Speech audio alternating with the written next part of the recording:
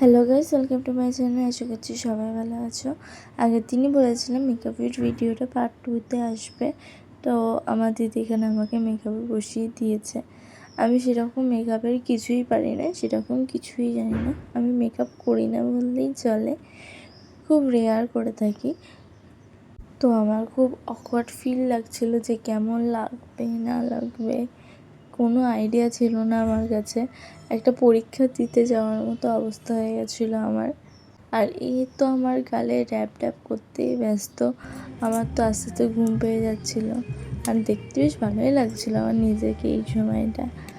যাই হোক, জানিও কেমন লাগছিলো। তারপরে চোখের ওপর শুরু করলো ঘষাঘষি, ব্যাং। আমি তো এগুলো একটুও পছন্দ করি না, সুশ্রী লাগছিলো আমার লিটারেলি।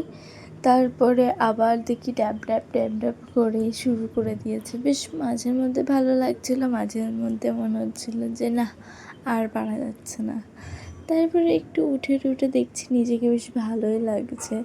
আবার একটা বল টাইপ বাউন্স দিয়ে আমার মুখের ওপর আমাকে আজকে প্রায় শেষ করে দিয়েছিল মেকআপে বসিয়ে। মনে হয় যত রাগ ছিল আজকে আমার ওপর মিটিয়ে নিয়েছে এরকমভাবে। তারপরে আবার কন্ট্রোলিং করছিল, ও বললো জিনিসটা, এটা আমি সেরকম জানতামও না। তো কী জানি এসব করলে কী হয়, এটুকু জানি যে নাকি ভালো লাগে, নাকটা সরু সরু লাগে। যাই হোক, তারপরে এইটা করতে গিয়ে যে আমি যা বকা খেয়েছি মানে বলার মতো না। দম বন্ধ করে চুপ করে বসেছিলাম। যাই হোক, তারপরে ও কী করছিল আমি লিটারি কিছুই জানি না। তো আমি বলতে পারবো না, এদিকে আমি নিজেকে দেখছিলাম, বেশ ভালোই লাগছিলো। তারপরে এটা চিনি যেহেতু ও সবসময় লাগায়, এটা ফেস পাউডার। ওটা সেটিং করার জন্য লাগাচ্ছিল। শুধু মনে হচ্ছিল কখন শেষ হবে, কখন আমি একটু ছাড়া পাবো। আমার এবার ভালো লাগছে না। আমি ওকেও বলছিলাম, বাট ও আমাকে বলে দিয়েছিল যদি আর একবারও বকিস তোকে সাজিয়ে দেবো না। তো কিছু করার ছিল না, আমাকে চুপচাপ বসে থাকতেই ছিল। তারপরে এই জিনিসটা করতে গিয়ে আমার তো সুড়সুড়ি প্রচণ্ড পরিমাণে লেভেলের লেগেছিলো। তো কেমন লাগছিল আমার নিজেকে তখন, যে আমি সাজলে আমাকে থোড়ি এরকম ভালো লাগবে কি লাগবে না। তারপরে ফাইনালি আমি রেডি হয়ে গেছিলো, মানে মেকআপ রেডি হয়ে গেছিলো, হেয়ারটা করছিলো। কেমন হয়েছে জানিও, মানে ফেসটা মেকআপে। তো আমি মেকআপ সম্পর্কে আগেই বলে দিলাম কিছুই জানি না, তাও বলছি যে আমার ভালো লেগেছিলো নিজের দিক থেকে। আমাকে কি আদৌ মেকআপে ভালো লাগছে কি তোমরা একটু জানিও। ফাইনালি আমি রেডি হয়ে গেছি। এখন কুমোর এর বাড়িতে যাবো, মানে যারা ঠাকুর তৈরি করে সেখানে গিয়ে ফটো তুলবো। সাগরদা বললো বেরিয়ে গেছে, তো সেখানে গিয়ে আবার দেখা হচ্ছে সবার সাথে। তো tata.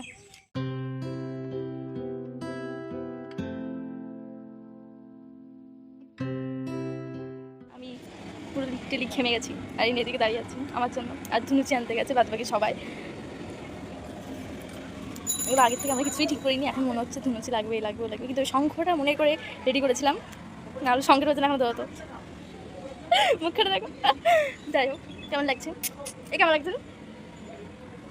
Thank you thank you. তো আসুক সবাই, এখনও কিছুই করিনি অনেক থেকে কিছু বা ফুল টুল, এইটুকুই আপাতত আমি রেডি হয়েছি বলতে পারো, বাদ বাকি কিছু রেডি হয়নি। এখন আমি সাগরদার জন্য দাঁড়িয়ে আছি, ও লেট করছে আসতে।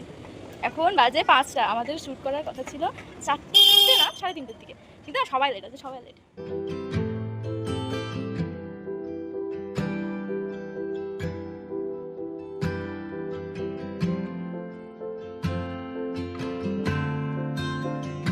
আমাদের শ্যুট কমপ্লিট হয়ে গেছে, আমার মুখের অবস্থা বেহাল হয়ে গেছে দেখে মনে হচ্ছে, সেটা কথা না।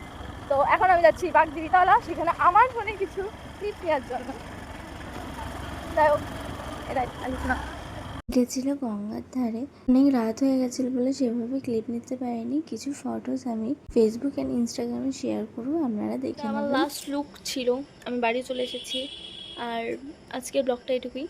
তো আমি প্রচণ্ড টায়ার্ড, আমি ফ্রেশ হয়ে যাব, তারপরে ঘুমাবো টান টান, সকাল 6টায় উঠেছি।